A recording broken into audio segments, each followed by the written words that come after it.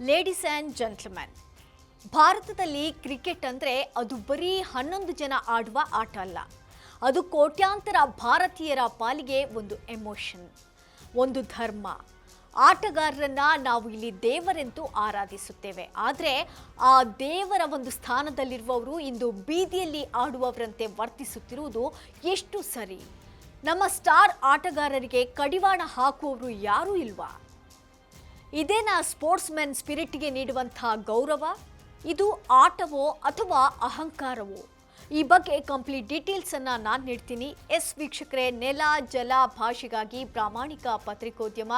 ನೀವು ನೋಡ್ತಾ ಇದ್ದೀರಾ ಫೋಕಸ್ ಟಿವಿ. ನಾನು ರೂಪಲತಾ.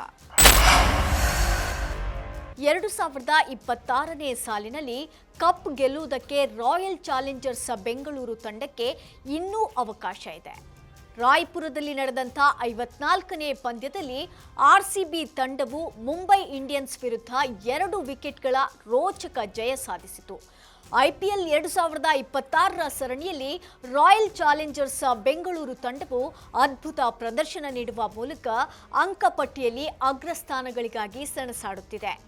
ಕಳೆದ ಬಾರಿಯ ಚಾಂಪಿಯನ್ಸ್ ಆಗಿರುವಂತಹ ಆರ್ಸಿಬಿ ಈ ಬಾರಿಯೂ ಕಪ್ ಗೆಲ್ಲುವ ಬಲಿಷ್ಠ ಆಶಾವಾದ ಮೂಡಿಸಿದೆ. ಆದರೆ ಪ್ಲೇ ಆಫ್ಸ್ನ ಅತ್ಯಂತ ನಿರ್ಣಾಯಕ ಪಂದ್ಯಗಳು ಹತ್ತಿರವಾಗುತ್ತಿರುವಂತೆಯೇ ತಂಡದ ಸ್ಟಾರ್ ಆಲ್ರೌಂಡರ್ ಮಾಡಿದಂಥ ಒಂದು ವರ್ತನೆಯಿಂದಾಗಿ ಅವರು ಬ್ಯಾನ್ ಆಗುವಂಥ ಆತಂಕ ಎದುರಾಗಿದೆ. ಇನ್ನೇನು ನಿರ್ಣಾಯಕ ಪಂದ್ಯಗಳು ನಡೆಯುತ್ತಿರುವಂಥ ಸಂದರ್ಭದಲ್ಲಿಯೇ ಆರ್ಸಿಬಿಯ ಸ್ಟಾರ್ ಆಟಗಾರರೊಬ್ಬರ ಎಡವಟ್ಟು ಮಾಡಿಕೊಂಡಿದ್ದು ಐಪಿಎಲ್ನಿಂದ ಬ್ಯಾನ್ ಆಗುವಂಥ ಸಾಧ್ಯತೆ ಇದೆ. ಈ ವಿಡಿಯೋ ಸಾಮಾಜಿಕ ಜಾಲತಾಣಗಳಲ್ಲಿ ವೈರಲ್ ಆದಂತಹ ಬೆನ್ನಲ್ಲೇ ತೀವ್ರ ಆಕ್ರೋಶ ವ್ಯಕ್ತವಾಗಿದೆ. ರಾಯಲ್ ಚಾಲೆಂಜರ್ಸ್ ಬೆಂಗಳೂರಿನ ಸ್ಟಾರ್ ಆಟಗಾರ ಅತ್ಯುತ್ತಮವಾಗಿ ಆಡುತ್ತಿದ್ದಂಥ ಟಿಮ್ ಡೇವಿಡ್ ಅವರ ಒಂದೇ ಒಂದು ಸನ್ನೆ ಇದೀಗ ಬ್ಯಾನ್ಗೆ ಒಳಗಾಗುವ ಸಾಧ್ಯತೆಯನ್ನು ಸೃಷ್ಟಿ ಮಾಡಿದೆ. ಐಪಿಎಲ್ ಪ್ರಾರಂಭಕ್ಕೂ ಮುನ್ನ Royal Challengers Bengaluru Tim David ಅವರನ್ನ 3 ಕೋಟಿ ರೂಪಾಯಿಗೆ ಉಳಿಸಿಕೊಂಡಿತ್ತು. ಇದೀಗ Mumbai Indians versus Royal Challengers Bengaluru ಪಂದ್ಯದ ನಂತರ ಟಿಮ್ ಡೇವಿಡ್ ಮಧ್ಯದ ಬೆರಳು ತೋರಿಸಿದ್ದು ಅಶ್ಲೀಲ ಅನುಮಾನಕ್ಕೆ ಕಾರಣವಾಗಿದೆ. ಈ ದೃಶ್ಯಗಳು ಕೆಮೆರಾದಲ್ಲಿ ಸೆರೆಯಾಗಿದ್ದು ಟಿಮ್ ಡೇವಿಡ್ಗೆ 2 ಡಿಮೆರಿಟ್ ಅಂಕಗಳನ್ನು ನೀಡಿದೆ. ಅಲ್ಲದೆ ಪಂದ್ಯ ಶುಲ್ಕದ 30% ದಂಡ ವಿಧಿಸಿದೆ.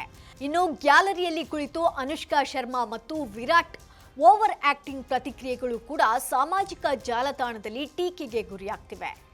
ಹಾಗೆ ರಾಜಸ್ಥಾನ್ ರಾಯಲ್ಸ್ ನಾಯಕ ರಿಯಾನ್ ಪರಾಗ್ ಡ್ರೆಸ್ಸಿಂಗ್ ರೂಮ್ನಲ್ಲಿ ವೇಪಿಂಗ್ ಮಾಡುತ್ತಿರುವಂತಹ ದೃಶ್ಯ ಲೈವ್ ಟಿವಿಯಲ್ಲಿ ಸೆರೆಯಾಗಿತ್ತು. ಸರ್ಕಾರ ನಿಷೇಧಿಸಿದ್ದರೂ ಒಬ್ಬ ಜವಾಬ್ದಾರಿಯುತ ಆಟಗಾರನಾಗಿ ಮತ್ತು ತಂಡದ ನಾಯಕನಾಗಿ ಇಂಥ ಕಾನೂನುಬಾಹಿರ ಕೃತ್ಯ ಎಸಗಿರುವುದು ಆವೃತ್ತಿಪರ ಮತ್ತು ಯುವ ಜನತೆಗೆ ಕೆಟ್ಟ ಮಾದರಿ ಎಂದು ನೆಟ್ಟಿಗರು ಆಕ್ರೋಶ ವ್ಯಕ್ತಪಡಿಸಿದರು. ಇನ್ನು ಪಂಜಾಬ್ ಕಿಂಗ್ಸ್ ತಂಡದ ಸ್ಪಿನ್ನರ್ ಯುಜ್ವೇಂದ್ರ ಚಹಲ್ ಅವರು ವಿಮಾನದಲ್ಲಿ ಪ್ರಯಾಣಿಸುವಾಗ ವೇಪಿಂಗ್ ಮಾಡ್ತಿದ್ದಾರೆ ಎನ್ನಲಾದಂತಹ ವಿಡಿಯೋ ವೈರಲ್ ಆಗಿತ್ತು. ವಿಮಾನದೊಳಗೆ ಧೂಮಪಾನ ಅಥವಾ ವೇಪಿಂಗ್ ಮಾಡುವುದು ವಿಮಾನಯಾನ ಸುರಕ್ಷತಾ ನಿಯಮಗಳ ಅಡಿಯಲ್ಲಿ ಕಟ್ಟುನಿಟ್ಟಾಗಿ ನಿಷೇಧಿಸಲಾಗಿದೆ. ಇದು ಇತರ ಪ್ರಯಾಣಿಕರ ಸುರಕ್ಷತೆಗೆ ಧಕ್ಕೆ ತರುವ ವಿಷಯವಾದ್ದರಿಂದ ಚಹಲ್ ಅವರ ವರ್ತನೆಯನ್ನ ಸಾಮಾಜಿಕ ಜಾಲತಾಣಗಳಲ್ಲಿ ತೀವ್ರವಾಗಿ ಖಂಡಿಸಿ 25%ನಷ್ಟು ದಂಡ ವಿಧಿಸಿತ್ತು.